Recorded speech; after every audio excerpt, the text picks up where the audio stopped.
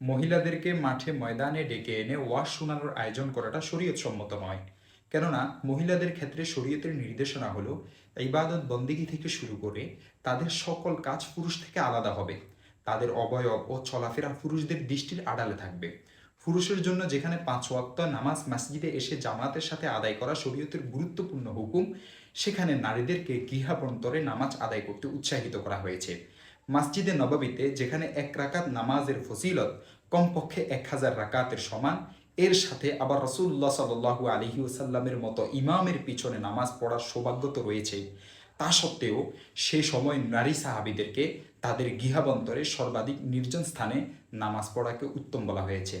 এর উল্টো এমন একটি হাদিসও নেই যাতে মহিলাদেরকে সম্বোধন করে মসজিদে এসে জামাতের সাথে নামাজ পড়তে নির্দেশ দেওয়া হয়েছে বা এর প্রতি উদ্বুদ্ধ করা হয়েছে। একটি হাদিসও দেখাতে পারবেন না।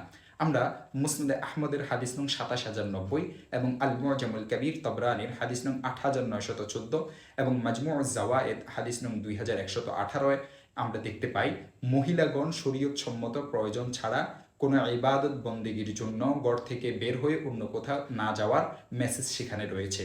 তাছাড়া স্পষ্টত নবী যুগের নারীরা পরবর্তীতে যে কোনো যুগের নারী অপেক্ষা দিন শিখার প্রতি অধিক আগ্রহী ছিলেন। তারা যে পন্থায় দিন শিখেছেন মূলত সেটাই আমাদের অনুসরণীয়। সহিহ বুখারী ও সহিহ ইবনে হিব্বানে বর্ণিত হয়েছে যে একবার কিছু সংখ্যক নারী সাহাবী রাসূলুল্লাহ সাল্লাল্লাহু আলাইহি ওয়াসাল্লামের নিকট আরজ করলেন, ইয়া রাসূলুল্লাহ, আপনার মাজলিসে পুরুষদের সাথে আমাদের জন্য আসা সম্ভব হয় না। আমাদের জন্য একটি দিন ধার্য করুন যাতে সে দিনটিতে আমরা আপনার নিকট আসতে পারি। তিনি বললেন, মাওঈদুকুন্না বাইতু ফুলানা, অর্থাৎ নির্ধারিত দিন অমুক মহিলার ঘরে তোমরা আসবে, জামায়াত হবে। অতঃপর রাসূলুল্লাহ সাল্লাল্লাহু আলাইহি ওয়াসাল্লাম সেখানে তাদেরকে ওয়াজ নসিহত করলেন। দেখতে পারেন সহিহ ইবনে হিব্বান হাদিস নং 2914 এবং সহিহ বুখারী হাদিস নং 101। লক্ষ্য করার বিষয় হলো রাসূলুল্লাহ সাল্লাল্লাহু আলাইহি ওয়াসাল্লাম মহিলাদের ওয়াজ নসিহত করার জন্য পুরুষদের দৃষ্টির আড়ালে বাড়ির ভিতরে নির্জন স্থান নির্বাচন করেছেন। তাদের আবদার প্রেক্ষিতে প্রকাশ্য স্থানে যেমন মসজিদে নববী অথবা ঈদগাহ বা ঘরের আঙ্গিনার কথা তিনি বলেননি।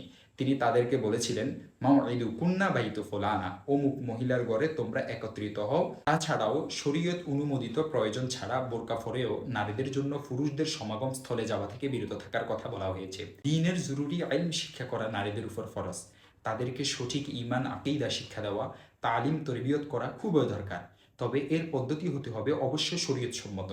আর তা হলো ঘরের পুরুষরা দিন শিখে তাদের নারীদেরকে শিখাবে। এমনইভাবে বাড়িতে বাড়িতে ঘরোয়া দ্বীনি মাহফিল এবং ঘরোয়া দ্বীনি তালিমের আয়োজন করা। আর ঘর বা বাসার কাছে অনাবাসিক তালিমুল বানাতের ব্যবস্থা থাকলে সেখানে গিয়ে দিন শিখে আসতে পারবে। এতে প্রত্যেক ঘরেই দ্বীনি তালিমের চর্চা হবে এবং ঘরে ঘরে দ্বীনি পরিবেশ কায়েম হবে ইনশাআল্লাহ।